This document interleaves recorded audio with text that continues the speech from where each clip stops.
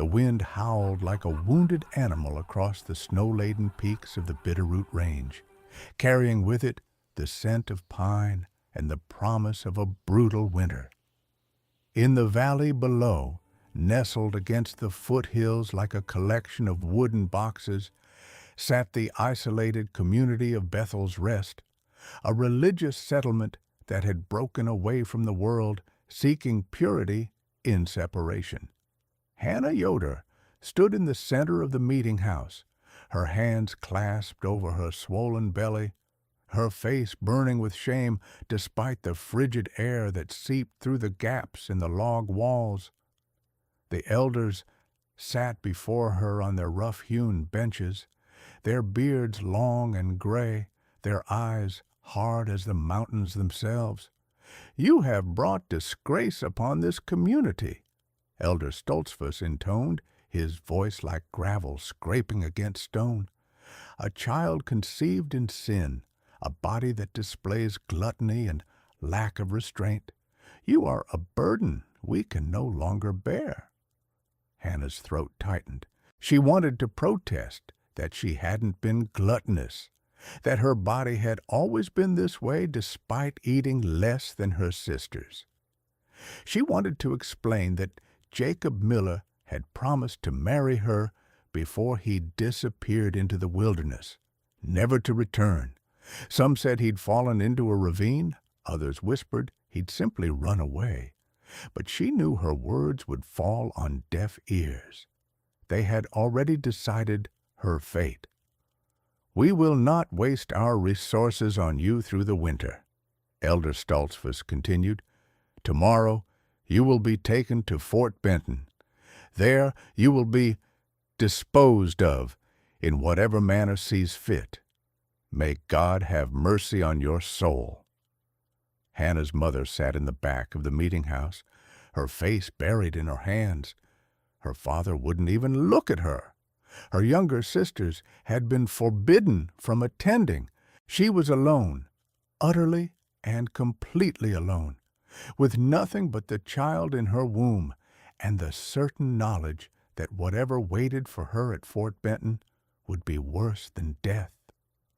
That night, locked in the storage cellar beneath her family's cabin, Hannah wept until she had no tears left. She placed her hands on her belly, feeling the child move within her. "I'm sorry," she whispered into the darkness. "I'm so sorry you'll be born into this world only to suffer for my mistakes." The trading post stank of unwashed bodies, tobacco, and desperation. Hannah stood on a raised platform in the corner of the room, her wrists bound with rough hemp rope, her eyes fixed on the floorboards. Around her, men in buckskin and wool gathered, their voices a cacophony of crude jokes and speculation. "Look at the size of her," one man guffawed. "You'd need a team of oxen just to get her up a hill." "Maybe she could pull a plow better than a mule," another suggested, and the crowd roared with laughter. Elder Stoltzfus stood beside the platform, his face impassive as he conducted the transaction with the detachment of a man selling livestock. "She's strong," he said, though his tone suggested he didn't believe his own words. "Can cook, can sew. She's with child, but that shouldn't affect her work capacity for at least another month." "How much you want for her?" a grizzled trapper asked, spitting tobacco juice onto the floor. $50, the elder replied. More laughter. "I wouldn't give you 5. Hannah closed her eyes, wishing she could disappear, wishing the floor would open up and swallow her whole. The child kicked inside her, and she bit her lip to keep from crying out. The door to the trading post burst open with such force that it slammed against the wall, and a sudden hush fell over the room. Hannah opened her eyes and immediately understood why everyone had gone silent. The man who entered had to duck beneath the doorframe. He stood at least 6.5 feet tall, with shoulders so broad they seemed to fill the entire entrance. His beard was thick and wild, black threaded with silver, and his hair fell past his shoulders in tangled waves. He wore a bearskin coat that made him appear even larger, and in his massive hands he carried a rifle that looked like a toy. "Bear!" someone whispered, and the name rippled through the crowd like a prayer or a curse. The man, Silas, though few knew his given name, strode through the room, and the crowd parted before him like water before the prow of a ship. His eyes, startlingly blue beneath heavy brows, swept across the gathered men before settling on Hannah. For a moment their gazes locked, and Hannah felt something shift in her chest. Not fear exactly, though there was that too, but something else. Something that felt almost like recognition. Silas approached the platform, his boots heavy on the wooden floor. He towered over Elder Stoltzfus, and when he spoke, his voice was deep and rough from disuse. "How much?" The elder's hands trembled slightly as he answered, $50. Without a word, Silas reached into his coat and withdrew a leather pouch. He upended it onto the nearest table, and gold coins spilled out in a glittering cascade, far more than $50 worth. The crowd gasped. "She's mine," Silas said. It wasn't a question. Elder Stoltzfus nodded quickly, suddenly eager to complete the transaction and be rid of the mountain man's presence. Yes, of course. She's yours." Silas moved to the platform and, with surprising gentleness, cut the ropes binding Hannah's wrists. His hands were huge, scarred, and calloused, but his touch was careful. He met her eyes again, and something in his gaze made her breath catch. "Can you walk?" he asked. Hannah nodded, not trusting her voice. She managed to descend from the platform without stumbling, though her legs shook with exhaustion and fear. Silas placed a hand on her shoulder, steadying, not possessive, and guided her toward the door. Behind them, the crowd erupted in whispers and speculation.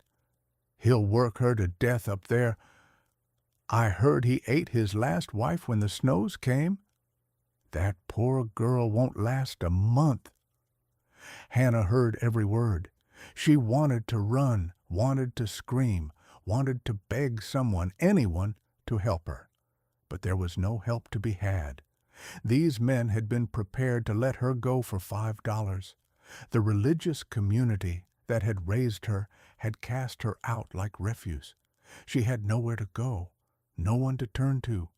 Whatever fate awaited her in the mountains, it couldn't be worse than what she'd already endured. Could it? Silas's mule was a sturdy gray creature with intelligent eyes and a patient demeanor. Silas lifted Hannah onto the animal's back with the same care he'd shown when cutting her bonds, then took the reins and began walking, leading them away from Fort Benton and toward the mountains that loomed in the distance like jagged teeth. They walked in silence for hours. Hannah clung to the mule's mane, her body aching, her mind racing with terrible possibilities. Every story she'd ever heard about the mountain men painted them as savages, men who had abandoned civilization and embraced a brutal existence in the wilderness. And Silas, with his fearsome size and wild appearance, seemed to embody every frightening tale. The sun was setting when Hannah's vision began to blur. She hadn't eaten since the day before, and the stress of the past few days combined with her pregnancy had drained her completely. She swayed in the saddle, tried to catch herself, and then felt herself falling. She never hit the ground. Strong arms caught her, cradled her against a broad chest. Hannah's eyes fluttered open to find Silas's face above hers, his brow furrowed with concern. "You should have said you were unwell," he rumbled. I didn't want to be trouble. Hannah whispered. Something that might have been a smile tugged at the corner of Silas's mouth. Too late for that. But his tone was gentle, almost amused. He carried her to a fallen log and set her down carefully, then rummaged in his pack and produced a piece of dried venison and a water skin. He handed both to her. Eat, drink, the child needs it.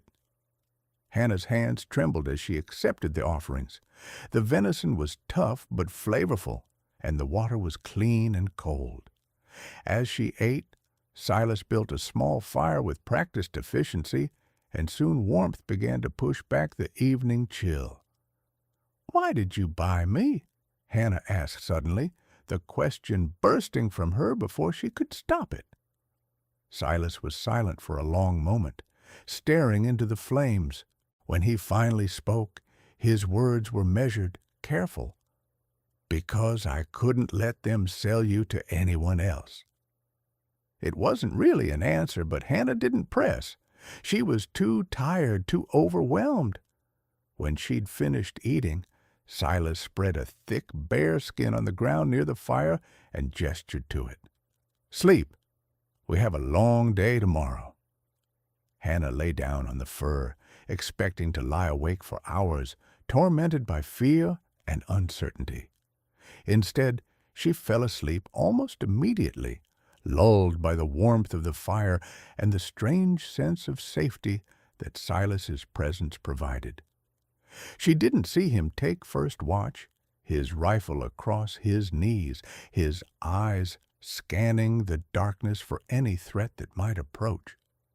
She didn't see the way he looked at her sleeping form with an expression of fierce protectiveness mixed with something that might have been tenderness.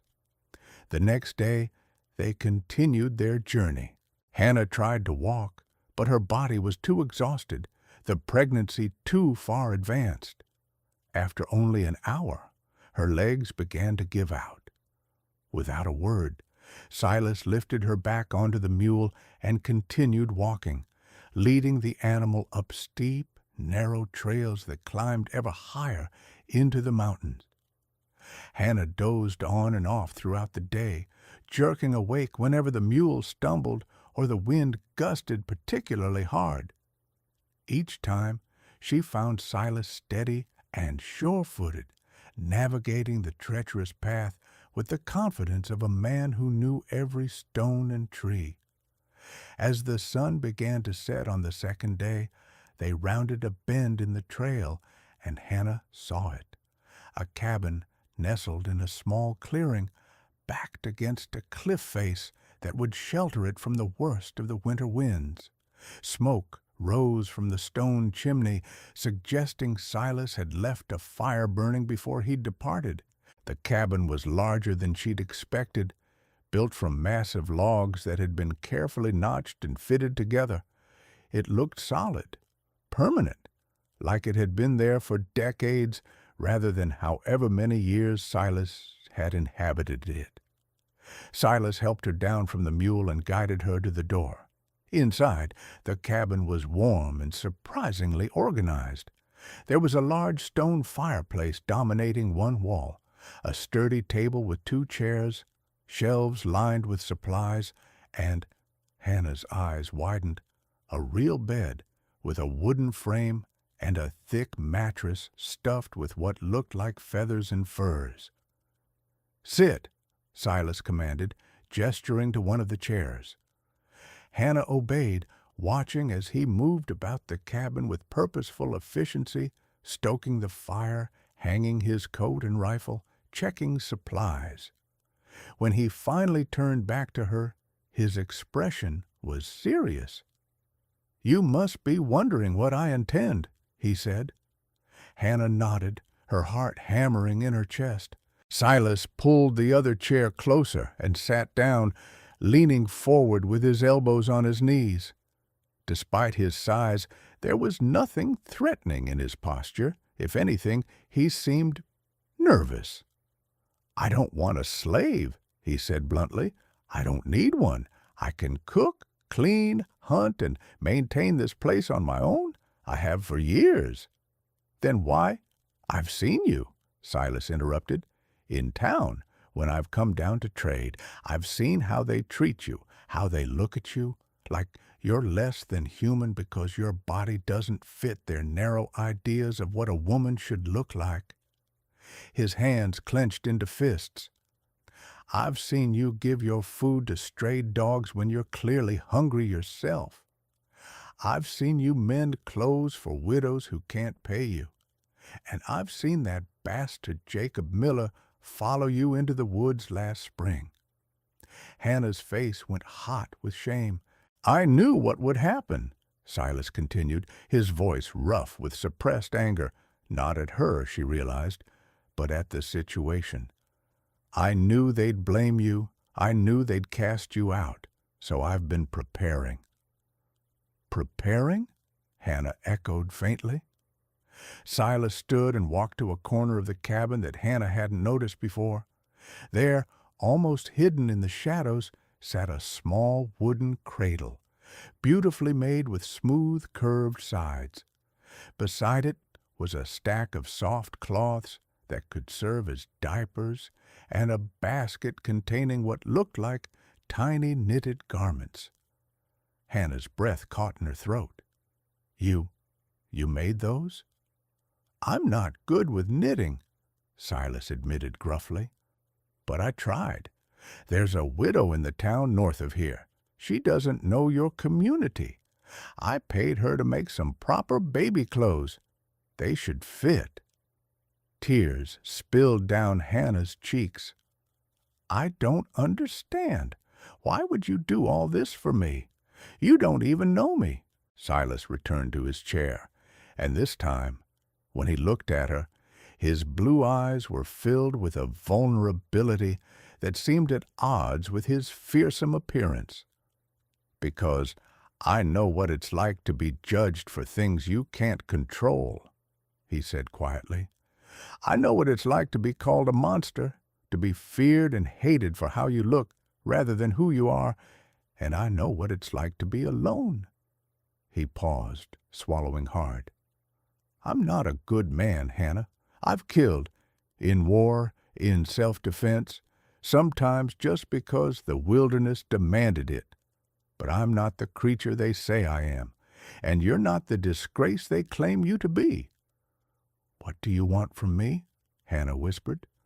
"I want you to be safe," Silas said simply. "I want your child to have a chance at life. And—" He looked away, suddenly unable to meet her eyes. "And if you're willing, when enough time has passed and you've had a chance to know me, I'd like us to be a family, a real family. I'll be a father to your child. I'll protect you both with my life. I'll never raise my hand to you in anger, and I'll never make you do anything you don't want to do." Hannah stared at him, this giant of a man with the gentle hands and the lonely eyes, and something inside her that had been broken for so long began to mend. "The bed," she said shakily. Is it yours?" "It's yours," Silas corrected. "I'll sleep by the fire. You need rest and you need comfort. The baby—" "Thank you," Hannah breathed, and for the first time in months she felt something other than despair. She felt hope. The weeks that followed passed in a strange, gentle rhythm that Hannah had never known before. Each morning she woke to find Silas already up, the fire stoked and breakfast prepared, simple fare, but hearty and warm. He never asked her to cook or clean, though she eventually began helping because sitting idle made her anxious. Her entire life she'd been taught that her worth lay in her usefulness, in her labor. The idea that someone might value her simply for existing was foreign and frightening and wonderful all at once. Silas was a man of few words, but his actions spoke volumes. When Hannah's back ached from carrying the baby, he fashioned cushions from soft furs and arranged them to support her. When she mentioned craving something sweet, He trudged through a snowstorm to retrieve a precious jar of honey he'd hidden in a cave. When she grew too large to easily bathe herself, he heated water and filled a wooden tub, then discreetly left the cabin to give her privacy, returning only when she called that she was finished. He never looked at her with disgust or disappointment. When his eyes fell on her, they held only warmth and something that made her heart skip, something that looked almost like admiration. One evening, as they sat by the fire after dinner, Hannah worked on mending one of Silas's shirts while he carved a wooden spoon from a piece of maple. The silence between them was comfortable, companionable, and Hannah found herself speaking before she'd consciously decided to. "Why do they call you Bear?" Silas's knife paused for a moment, then resumed its careful strokes. "When I first came to these mountains, I was attacked by a grizzly. I killed it with my knife, but barely. The trappers who found me half dead said I looked more like a bear than a man, covered in blood and fur. The name stuck." "Are you a trapper?" "Sometimes. Mostly I hunt, gather, live quietly. I prefer solitude to people." "But you're here with me," Hannah pointed out softly. Silas looked up from his carving, and a smile, a real smile, transformed his rugged face. "You're different. You're not people. You're Hannah." The simple statement made her chest tight with emotion. "Can I ask you something else?" "Anything." "When you saw me on that platform, what did you think?" Silas set down his carving and turned to face her fully. "I thought you were the bravest person I'd ever seen. Standing there with your head up, carrying your child, facing all those cruel men and not breaking. I thought you were beautiful." Hannah's eyes widened. "Beautiful? Silas, "You're strong," he interrupted firmly. "You're soft and warm and alive. You're every good thing this harsh world tries to stamp out. And yes, Hannah, you're beautiful." The tears came then, not tears of sadness, but of relief and gratitude and something else, something that felt dangerously close to love. Silas moved from his chair to kneel beside her, and with infinite gentleness he wiped the tears from her cheeks with his calloused thumbs. "I know I'm asking a lot," he murmured. "I know you need time, but I meant what I said. I want this to be real. I want to be your husband if you'll have me. I want to be a father to this child." Hannah placed her hand over his, feeling the strength and warmth of his skin. "I think—" She took a shaky breath. "I think I'd like that too." Silas's expression was one of such pure joy that it took Hannah's breath away. "Then we'll make it work," he promised. "I'll build a life for us here. You'll never go hungry. You'll never be cold. And you'll never, ever be ashamed of who you are again." The baby came during the worst snowstorm Montana had seen in a decade. It was mid-December, nearly 3 weeks earlier than Hannah had expected, and the pain hit her like a lightning bolt in the middle of the night. She cried out, clutching her belly, and Silas was beside her in an instant, his face pale in the firelight. "It's time?" he asked, and Hannah could hear the fear beneath his gruff tone. "It's too early," Hannah gasped. "Something's wrong." "Nothing's wrong," Silas said firmly, though his hand shook as he helped her sit up. "Babies come when they're ready. We can do this." He'd prepared for this moment, Hannah realized. There were clean cloths stacked nearby, a basin of water already warmed by the fire, and supplies arranged with military precision. Silas had clearly researched and planned for every possibility, but knowledge and preparation couldn't ease the reality of childbirth, especially for a first-time mother in a cabin miles from any doctor or midwife. The hours that followed were a blur of pain and fear and exhaustion. Hannah screamed until her voice was hoarse, gripped Silas's hands until she was sure she must be crushing his bones, and more than once was certain she was going to die. Through it all, Silas never left her side. His voice, deep and steady, became her anchor. "You're doing so well, Hannah. You're so strong. Just a little more. I'm here. I'm right here." When the baby finally came, sliding into Silas's waiting hands in a rush of blood and fluid, Hannah collapsed back against the pillows, sobbing with relief and terror. Why wasn't the baby crying?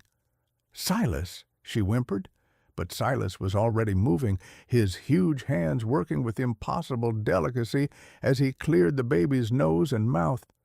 He rubbed the tiny chest, breathed gently into the small face, and then a thin, wavering cry filled the cabin. Silas let out a sound that was half laugh, half sob, and tears streamed down his face into his beard. "It's a boy," he managed. "Hannah, we have a son." He wrapped the baby in clean cloths and placed him on Hannah's chest, and she looked down at the red, squalling, perfect little creature who had just come from her body. He had a shock of dark hair and tiny fists that waved indignantly in the air. "Hello," Hannah whispered, touching his soft cheek with one finger. "Hello, little one." Silas knelt beside the bed, his arms wrapped around both of them, and Hannah looked at his tear-streaked face and saw everything she'd never dared to hope for: love, devotion, family. "What should we name him?" she asked. Silas pressed a kiss to her forehead, then to the baby's head. "You choose. He's your son." "Our son," Hannah corrected gently, "and I think we should call him Samuel. It means God has heard." "Samuel," Silas repeated, and the name sounded right, felt right. "Samuel Thornton." He paused. "If you'll take my name, if you'll marry me." Hannah smiled through her exhaustion. "Yes, Silas Thornton, I'll marry you." The winter passed in a cocoon of warmth and newfound happiness. Samuel thrived despite his early arrival, growing chubby and content on his mother's milk. Hannah marveled at the transformation in Silas. This man who was feared as a monster was impossibly gentle with the baby, singing soft songs in a rumbling voice, crafting tiny toys from scraps of wood, staying awake all night when Samuel was fussy so Hannah could rest. They married in early March, when the first thaw made travel possible. Silas took them to a small settlement 3 days' ride north, where a circuit preacher agreed to perform the ceremony. The few people present stared at the unlikely couple, the giant mountain man and the woman who defied conventional beauty, but their whispers didn't matter. What mattered was the way Silas looked at Hannah as they spoke their vows, like she was the sun and moon and stars combined. But spring brought more than new beginnings. It also brought unwelcome visitors. Hannah was hanging laundry outside the cabin one morning in late April, Samuel sleeping in a sling against her chest, when she heard horses approaching. Silas was checking his trap lines in the high country and wouldn't be back until evening. Hannah's heart began to race as she recognized the riders cresting the ridge. There were 4 of them, 3 men from Bethel's Rest, including Elder Stoltzfus, and one she hadn't expected to ever see again, Jacob Miller. He looked thinner than she remembered, his face haggard and his clothes worn. But his eyes held the same calculating gleam that had fooled her into trusting him nearly a year ago. "Hannah," Elder Stoltzfus said without preamble, We've come to collect the child." Hannah's arms tightened protectively around Samuel. "No. The child was conceived in sin," the elder continued as if she hadn't spoken. "It belongs to the community, to be raised properly in the ways of righteousness. We cannot allow it to be corrupted by this savage you've taken up with." "The child has a name," Hannah said, her voice shaking but firm.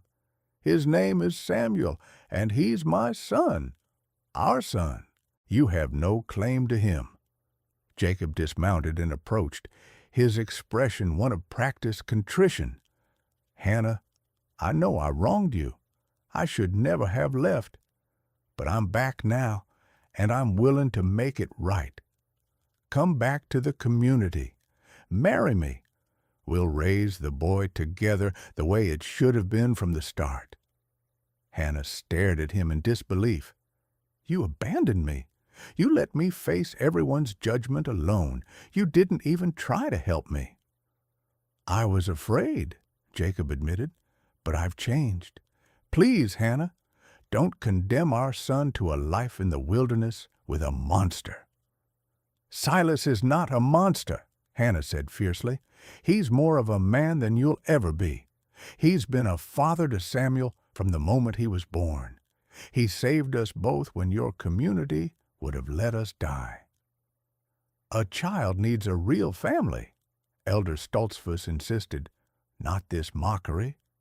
We are a real family."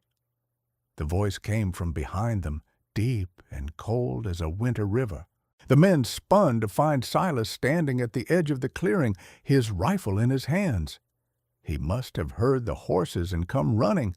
His face was impassive, but his eyes blazed with barely controlled fury. "You have no business here," Silas continued, moving to stand beside Hannah. "This is my land, that is my wife, and Samuel is my son. You will leave now." "That child shares my blood," Jacob protested. "Blood means nothing," Silas growled. "I was there when he was born. I held him when he cried his first cry. I've walked the floor with him every night since, sung him to sleep, kept him warm and safe. What have you done?" Jacob's face reddened with anger and shame. "You can't just steal another man's child." In 2 strides, Silas closed the distance between them. He towered over Jacob, his presence overwhelming, and when he spoke, his voice was deadly quiet. "I bought Hannah's freedom when you and your people sold her like cattle. I gave her shelter when you left her to freeze. I delivered her child when you were nowhere to be found. She is my wife by law and by love, and Samuel is my son in every way that matters. If you take one step toward them, I will bury you in these mountains where no one will ever find you." It wasn't a threat. It was a promise. Jacob stumbled backward, his courage evaporating in the face of Silas's wrath. Elder Stoltzfus and the other men were already retreating to their horses, clearly unwilling to test the mountain man's resolve. "This isn't over," Jacob called out, trying to salvage some dignity as he mounted his horse. "Yes," Hannah said clearly, her voice steady now. "It is. I'm not the girl you knew. I'm not ashamed anymore. I have a husband who loves me, a son who needs me, and a life worth living. You have no power over me." She walked to Silas and took his free hand, lacing her fingers through his. Together they watched the riders disappear down the trail. When they were gone, Silas set down his rifle and pulled Hannah into his arms, careful not to squish Samuel between them. "Are you all right?" "I am now," Hannah whispered. "Thank you for coming back." "I'll always come back," Silas promised. "For you and for him, always." Samuel chose that moment to wake and let out a demanding wail. Hannah laughed through her tears and adjusted the sling to nurse him. Silas wrapped his arms around them both, sheltering them from the wind, and Hannah realized that this moment, this place, this life, was everything she'd never known she could have. She was loved, she was safe, she was home. The cabin had grown over the years, with new rooms added and a proper barn for the animals. Samuel was 5 now, a sturdy boy with his mother's kind eyes and his father's fearless spirit. He had 2 younger siblings, a sister named Ruth and a baby brother called Joseph. And the clearing rang with children's laughter instead of lonely silence. Hannah sat on the porch, shelling peas into a bowl, watching Silas teach Samuel how to carve. Her husband's huge hands guided their son's smaller ones with infinite patience, and the sight made her heart swell with love. Occasionally, travelers passing through the area would stop at the cabin, drawn by rumors of the mountain man and his family. Most left quickly when they saw Silas's imposing figure. But those who stayed, who accepted the offered hospitality and looked past appearances, saw something different, a family bound not by blood or convention, but by choice and love. They saw a woman who had been broken and remade herself stronger, a man who had been judged a monster and proven himself a hero, and children who would grow up knowing that worth wasn't measured in pounds or appearances or rigid rules, but in kindness, courage, and the ability to see the humanity in others. Hannah had learned that families weren't born. They were built, piece by piece, choice by choice, day by day. And the family she and Silas had built in these harsh mountains was more real, more precious than anything the world below could offer. She was no longer the obese Amish girl sold as punishment. She was Hannah Thornton, wife, mother, survivor, beloved, and that was more than enough.